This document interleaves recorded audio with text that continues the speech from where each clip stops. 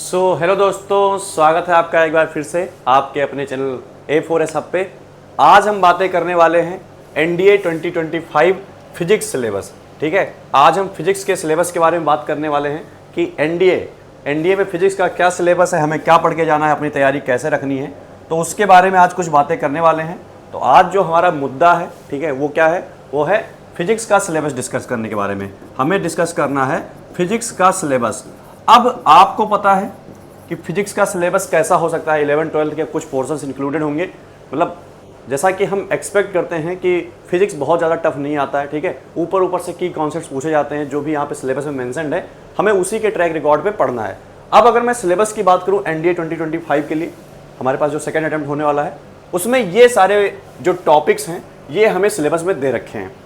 अब नॉर्मली बच्चे देखेंगे इसको, ठीक, तो बच्चे परेशान हो जाएंगे कि सर ये क्या दे रखा है, मतलब टॉपिक्स लिख दिए हैं, यही टॉपिक्स पढ़ के चले जाएं तो कैसे हमारा सिलेबस कंप्लीट हो जाएगा। लेकिन अगर मैं बात करूं कि भैया ऐसे टॉपिक्स पढ़ने से कोई फ़ायदा होता नहीं है क्योंकि ये टॉपिक्स उन्होंने मेंशन कर दिए कि मतलब हाँ, इन्हीं टॉपिक्स में से आपका क्वेश्चन आएगा और इन्हीं टॉपिक्स में से क्वेश्चन पूछे जाएंगे। बट जब तक इनको हम बाइंड करके एक चैप्टर के हिसाब से नहीं पढ़ेंगे, यानी इन टॉपिक्स को चैप्टर्स के हिसाब से नहीं पढ़ेंगे, तब तक हमें समझ में नहीं आएगा कि कौन सा टॉपिक किस जगह से रिलेट कर रहा है। तो रिलेशन बहुत ज़्यादा इंपॉर्टेंट है।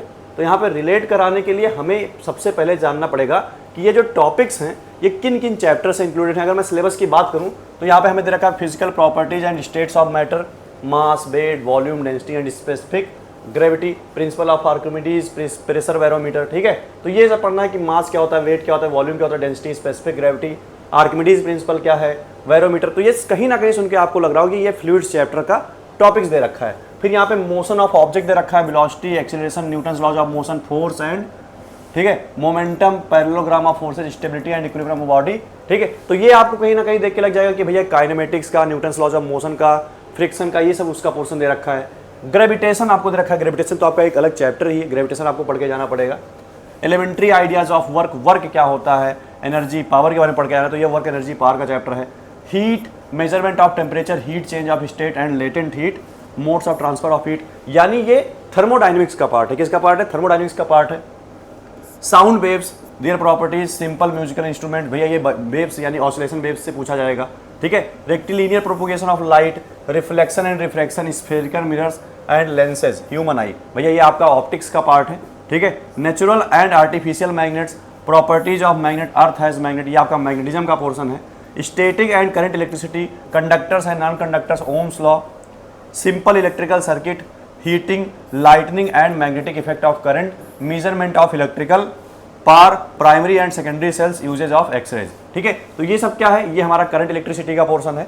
फिर उसके बाद हमारे पास क्या है? General principle in the working of the following. ठीक है, अब यहाँ पे कुछ चीज़ें हैं जिनका हमें जनरल प्रिंसिपल आना चाहिए, जैसे हमारे पास सिंपल पेंडुलम है, सिंपल पुलीज है, सिफन है, लीवर्स हैं, ठीक है, वैलून है, पंप्स है, हाइड्रोमीटर है, प्रेशर कुकर है, थर्मस फ्लास्क है, ग्रामोफोन है, टेलीग्राफ्स हैं, टेलीफोन है, पेरिस्कोप है, टेलीस्कोप है, माइक्रोस्कोप है, मैरिनर्स कंपास है, लाइटनिंग कंडक्टर्स हैं, सेफ्टी फ्यूजेस। तो ये कुछ चीज़ें हैं जिनके एप्लीकेशंस हमें पढ़ने हैं। ठीक है, जिनका वर्किंग हमें पढ़ना है। तो ये टोटल जो आपको सिलेबस दिया गया है, ठीक है, ये टोटल आपके 11-12 के पोर्शन से मिला के दिया गया है। यहाँ पे आप देख सकते हो आपके पास kinematics, Newton's laws of motion, gravitation, work power energy, centre of mass, rotation, सारी चीजें मिलाई गई हैं। ठीक है, heat, thermodynamics, oscillation waves, electrostatics, current electricity, magnetism, EMI, AC, सब कुछ मिलाया गया। ऑप्टिक्स भी मिलाया गया है, मॉडर्न फिजिक्स भी मिलाया गया है। तो इसको मिला के सारा आपका पूरा सिलेबस बना है, इतने सारे चैप्टर्स मिला के बना है। तो मे भी हो सकता है कोई बच्चा इंडिविजुअली इसको पूरा देख के समझ ना पाए कि हमें कैसे पढ़ाई करना है। तो भैया ये तो आपका जनरल सिलेबस है, जो आपको मिला हुआ है कि जनरल सिलेबस ये है, इसी में से फिजिक्स के क्वेश्चंस पूछे जाएंगे। लेकिन अगर इनको सिंप्लीफाई करके हम बातें करें कि सिंप्लीफाई करके हम इनको किन किन यूनिट्स में डिवाइड करके कैसे पढ़ने वाले हैं, तो हम इनको 14 यूनिट्स में डिवाइड कर सकते हैं। इनके अंदर भी कुछ सब यूनिट्स हैं जिनको हम छोटे छोटे पोर्शन में पढ़ेंगे, ठीक है, और बहुत अच्छे से पढ़ाई करेंगे। तो उन पूरे सिलेबस को इन चैप्टर्स में डिवाइड कर सकते हैं कि वो जो टॉपिक्स लिखे हुए हैं कहीं ना कहीं इन्हीं के पार्ट्स हैं, वो कहीं ना कहीं इन्हीं चैप्टर्स के अंदर आएंगे। यूनिट्स, मेजरमेंट एंड मोशन हमें पढ़ना है, जिसमें हमें क्या यूनिट्स पढ़नी है, डायमेंशनल एनालिसिस पढ़ना है, मेजरमेंट क्या होता है, मोशन क्या होता है, यानी motion in 1D, motion in 2D, ठीक है, प्रोजेक्टाइल, सारी चीजें पढ़नी है यहाँ पे। तो यहाँ पे हमें काइनेमेटिक्स वाली सारी चीजें पढ़ लेनी है।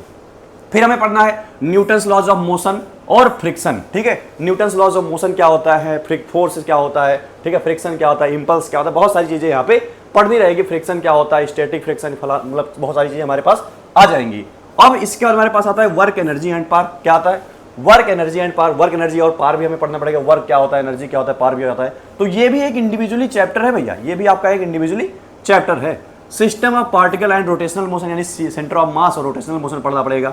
ग्रेविटेशन भी आपका एक चैप्टर है। प्रॉपर्टीज ऑफ मैटर, इसमें आपको solids, mechanical properties of solids भी पढ़ना पड़ेगा और मैकेनिकल प्रॉपर्टीज ऑफ फ्लूइड्स भी पढ़ना पड़ेगा।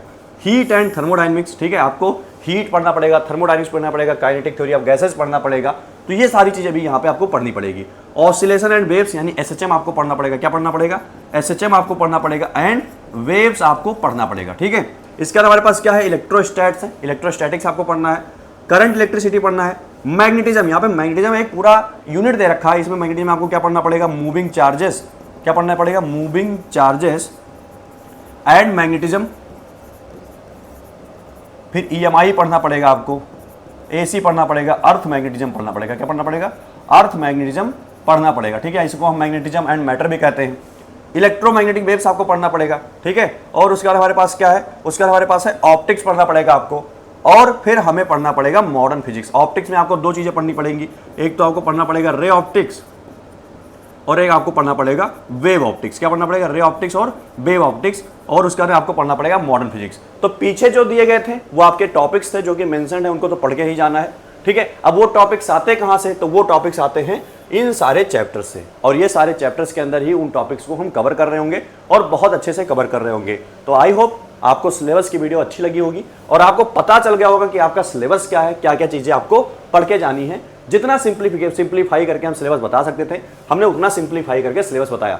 घबराना नहीं है, सिलेबस आपका बहुत सिंप्लीफाइड है, बहुत इजी सिलेबस है और अच्छे से करेंगे सारी चीज़ें 1 बाय 1, बहुत अच्छे से हो जाएगा। हम खड़े हैं आपके साथ, ठीक है। पूरी A4S हब की टीम खड़ी हुई है, पूरा A4S हब खड़ा हुआ है आपके लिए, तो कोई भी दिक्कत आने वाली नहीं है और सारी चीज़ें बहुत आसानी से कराई जाएंगी, बहुत अच्छे से कराई जाएगी। और ऐसा नहीं कि ऊपर ऊपर से टच करा के निकल जाएंगे, डीप एनालिसिस और डेप्थ में जाके पढ़ाया जाएगा। तो ये रहा आपका सिलेबस। आई होप आपको सिलेबस की वीडियो अच्छी लगी हुई। अगर अच्छी लगी है वीडियो तो अपने दोस्तों को भी रेफर करो और बताओ कि यहाँ पे एनडीए में फिजिक्स के सिलेबस की वीडियो आप पढ़ गई है। और धीरे हमारे क्या कहते हैं, प्लानर को फॉलो करते रहिए और चलते रहिए। और मिलते हैं नेक्स्ट वीडियो में और पढ़ाई करते रहिए। तब तक के लिए धन्यवाद, बाय बाय, टेक केयर।